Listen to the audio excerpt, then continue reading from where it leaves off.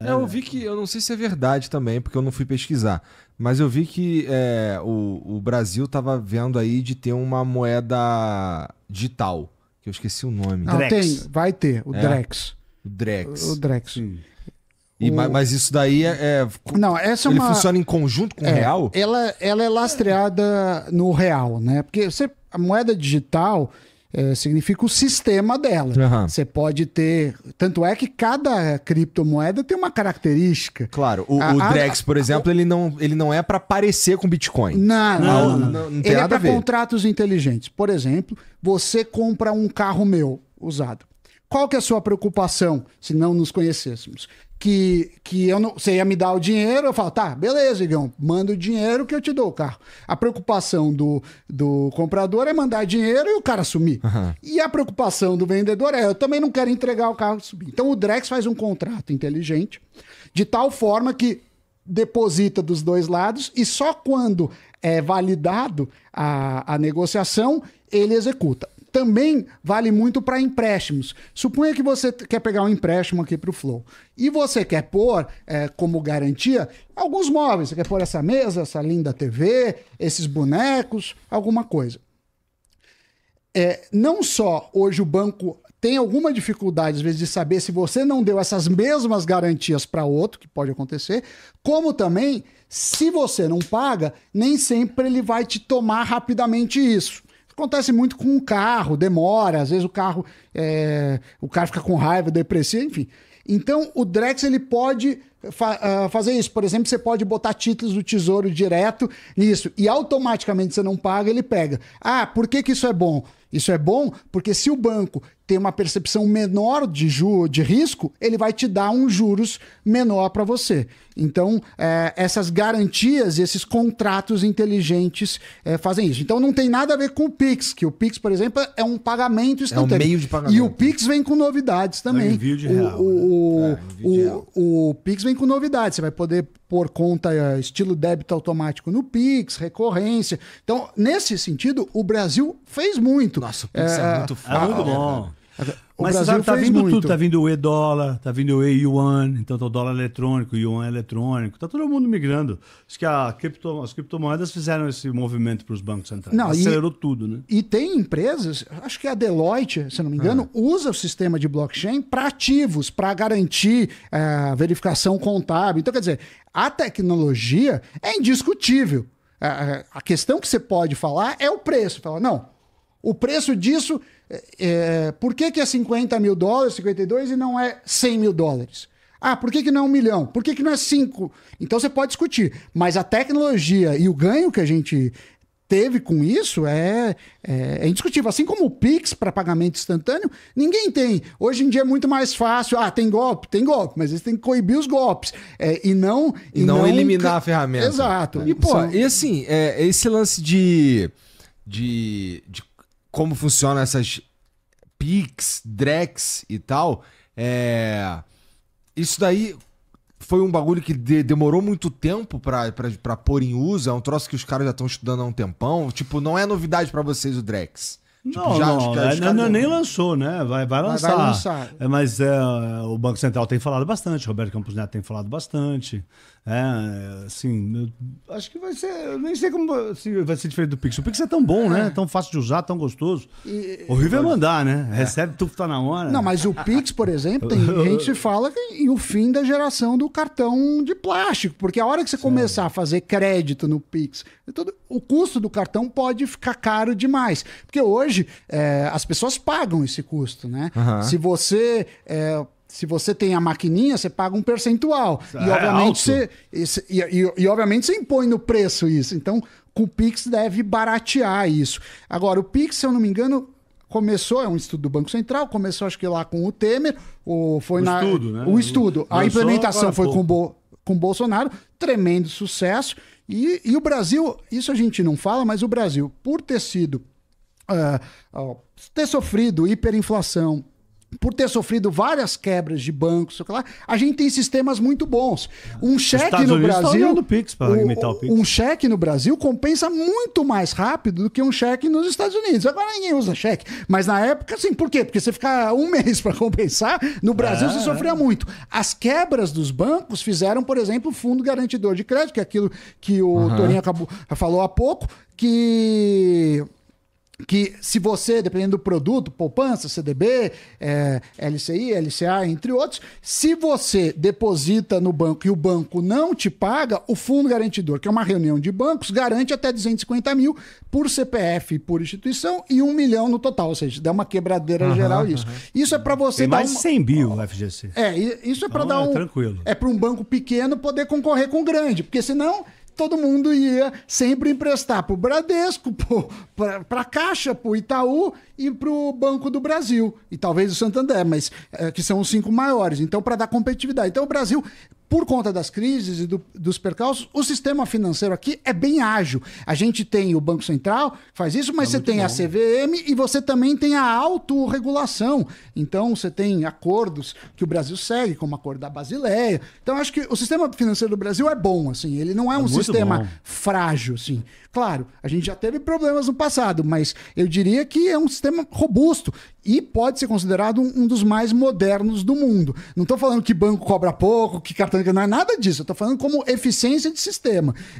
O Pix é incrível. Pô, você manda, faz transferência. Não, é incrível para receber. Sim. É bom mesmo.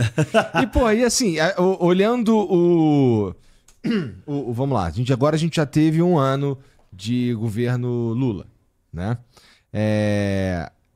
Como é que a gente tá do ponto de vista econômico, na opinião de vocês, cara? Por que eu tô falando isso? Porque surgiram várias paradas que, na minha opinião, deram uma atrapalhadinha, mas assim, são coisas pontuais e eu queria saber mesmo, por exemplo, os caras agora pra galera comprar alguma coisa na Shein, por exemplo, ficou mais difícil. Pra galera mandar vir uma parada da China, ficou mais difícil, mais complicado. Além de eu achar que eu não sei se eles estão atacando o problema principal, na minha opinião idiota, que é o imposto sobre o consumo, que prevê que eu vou pagar nessa água aqui o mesmo imposto que o cara que tá fudido lá vai pagar. Não me parece muito justo. E eles tentam compensar isso aí falando em mexer no imposto de renda. Agora a galera ganha 5 para baixo, não paga e tal. Não, eles vão fazer, que tá certo. Tem essa promessa de 5. Mas o que vão fazer é 2 salários mínimos para baixo. Não sei se o Pablo quer começar, porque é um assunto... O problema é o rombo fiscal. O problema que a gente tem aqui é o rombo fiscal. Assim, o Brasil saiu muito bem da crise do coronavírus, né? Conseguiu controlar a inflação. O PIB do Brasil deve surpreender para cima de novo, né? É o comentário geral. O mundo... Assim, o Brasil não é um país isolado, né? Então tem todo um contexto global que está em volta da gente, né? Nós somos um formigueiro dentro de um campo de futebol e está jogando Champions League, está todo mundo jogando e a gente é um formigueirinho ali. Se alguém passar e pisar na gente está com um problema grave. Assim, internamente, assim, o nosso grande problema é o rombo fiscal, né? A gente tem que prestar bastante atenção nisso.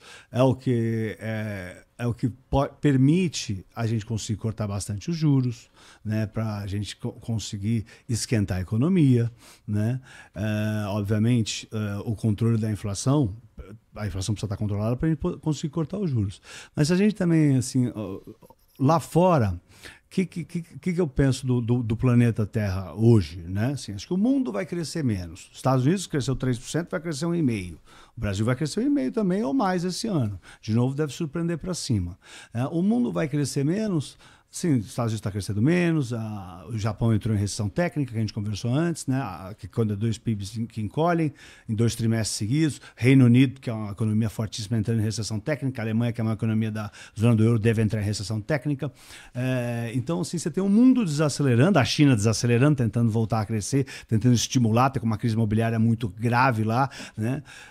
Mas o mundo conseguiu Por que está desacelerando? Por causa dos juros altos. Né? Depois do Covid, o planeta Terra teve a maior alta de juros coordenada da história da humanidade. Mais de 70 países subiram juros com força. O Brasil foi o primeiro a subir juros. O Brasil promoveu a maior alta de juros do mundo em 2021, enquanto o presidente do Banco Central dos Estados Unidos falava que não tinha inflação. Quando a Christine Lagarde, presidente do Banco Central Europeu, falava que não tinha inflação. Chamava o cara de louco. O Roberto Campos não sabe nada. Depois ele foi eleito o melhor presidente do Banco Central do mundo 2 anos seguidos. Porque foi o cara que conseguiu controlar a inflação no seu país e é o primeiro cara do mundo a conseguir cortar os juros.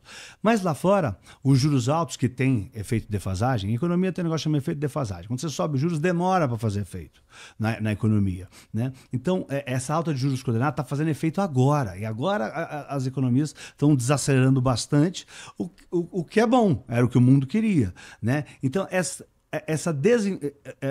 alta de juros está permitindo a inflação desacelerar, né, a desinflação, e aí a gente vai ver o corte de juros mundo afora.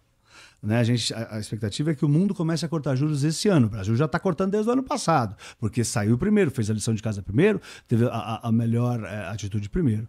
O que a gente tem lá fora também é o aumento dos riscos geopolíticos. Tá cheio, tem 2 guerras, né? Você tem os ataques no Mar Vermelho, você tem, que a gente falou, o Irã falando que a Antártida é deles hoje, né? E você tem também 40 eleições para presidente, sendo que a mais importante é dia 5 de novembro nos Estados Unidos, onde, teoricamente, o Trump está ganhando. Né? Saiu uma pesquisa no Swing States, ele está ganhando em todos. Então o Trump deve ganhar essa eleição, salvo alguma, saindo da CNTP, das condições normais de temperatura e pressão. Então, olhando esse cenário do mundo, né, o Brasil tem uma grande oportunidade. Quando o Trump ganhou, foi meio contra a CNTP, não foi? Foi contra? Então, foi.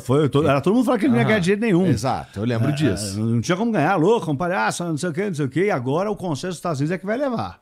O mercado lá está achando que ele vai levar. Por quê? Porque ele está levando nos swing states. Swing states é o estado que muda entre republicano e democrata. Tem um monte de estado que é só republicano, só democrata. Mas quem decide são os que mudam. E tá todo mundo Trump. Então tá dando Trump. Então tá dando Trump. E aí, voltando para o Brasil, assim, eu vejo, né, o Brasil tem muito investimento. Eu estou cautelosamente otimista com o Brasil. O Brasil tem essa oportunidade, mundo afora, que vai cortar juros e permite o Brasil cortar juros, porque os juros mais baixos lá fora manda mais dinheiro para países emergentes. Né? Juros lá fora, eu digo nos Estados Unidos e na Europa. Né? No Reino Unido, todo mundo vai baixar os juros porque eles estão entrando em recessão técnica. E nos Estados Unidos o PIB já caiu bastante. Que é o PIB cair seguido 2 trimestres. Né? Que é o caso que aconteceu com o Japão, que aconteceu com o Reino Unido hoje e que deve acontecer com a Alemanha daqui a pouco. Né? E aí o Brasil tem essa oportunidade, por quê? Porque o Brasil está crescendo mais, né? A gente não vai ter o turbo do agronegócio que foi ano passado, mas acho que assim, do lado da demanda, o consumo, né? Vai ajudar bastante no Brasil, mas a gente também vai ter serviços que vai melhorar, mas vai crescer menos do que poderia. O ano passado eles turbinaram.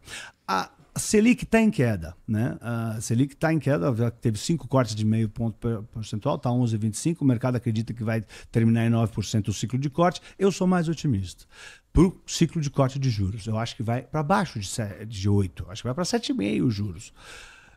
Assim, como a gente conversou, o Banco Central é formado de 8 membros, né? 4 foi o novo governo que colocou.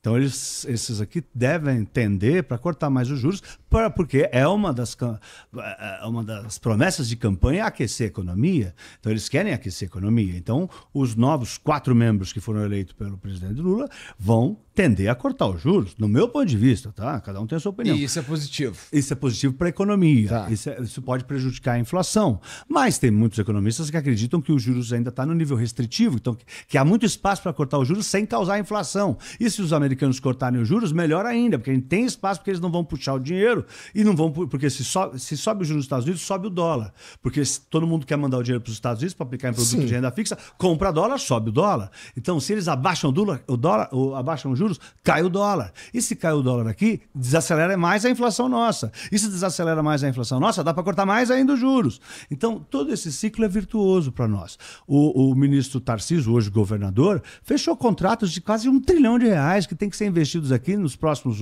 7 anos agora, porque já passou que era isso que o Paulo Guedes gritava. O Brasil está condenado a dar certo. O Brasil está condenado a dar certo. Está entrando dinheiro de tudo quanto é lado. Além disso, né, cada um pode ter a opinião que tenha política, né?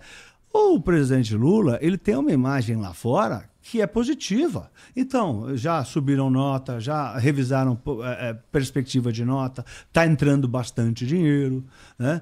Qual que é o problema aqui? O rombo fiscal. Se desgovernar o rombo fiscal, né, isso aí é impeditivo para corte de juros, né? Isso estressa o investidor estrangeiro, que pode sacar o dinheiro, que dispara o dólar, que faz a inflação acelerar, que piora a situação dos juros. Mas estamos cuidando disso? Eu não, assim, para você cuidar do rombo, quando você está em casa, está devendo dinheiro, está com um buraco, você tem que cortar custos. Sim. Custo é igual unha, tem que cortar todo mês. Mas essa lógica do que eu faria em casa se aplica ao que eu faço no Estado? Se aplica em qualquer lugar. Para mim, se aplica. Não sei a opinião do Sam. Eu acho que tem um problema grave que eu brinquei lá no Pânico, mas pegou duas coisas. Primeiro que eu falei, olha, os meninos do PT parecem a carreta furacão, assim. Que nem a carreta furacão, aquele trenzinho, não é um Mickey bonitinho, é um Mickey meio torto, é um fofão, zoado, é a turma da Mônica. O Capitão América esquisito. É isso. E eu brinquei também que o Haddad é o Mauro Shampoo. Tem um time que é o Ibis, que é conhecido como o pior time do mundo. E o Mauro Shampoo era o atacante, é o homem gol deles. Então o Haddad, eu acho que é o melhor do corpo. Por que eu tô falando isso? Porque ele tenta buscar déficit zero disso. Agora, existe, de novo, voltando ao que eu falei no começo, um dogma do PT, que é muito ruim, que é assim, olha, vamos gastar como se não houvesse amanhã, vamos aumentar a dívida pública, que esse é o jeito de crescer. Isso é um erro, isso é um erro. A nossa dívida é maior que a dívida da Argentina. É mais perigosa que a dívida da Argentina? Não, porque a dívida da Argentina é em dólar, a nossa é em real e a gente pode emitir real. Só que emitir real gera inflação, e para conter a inflação você precisa de juros. Se tem dívida alta também, para você pegar empréstimo, você precisa aumentar juros. Então, não é igual, mas é muito alto e está aumentando, e não parece cortar. Então, isso eu acho que é o mais preocupante, assim.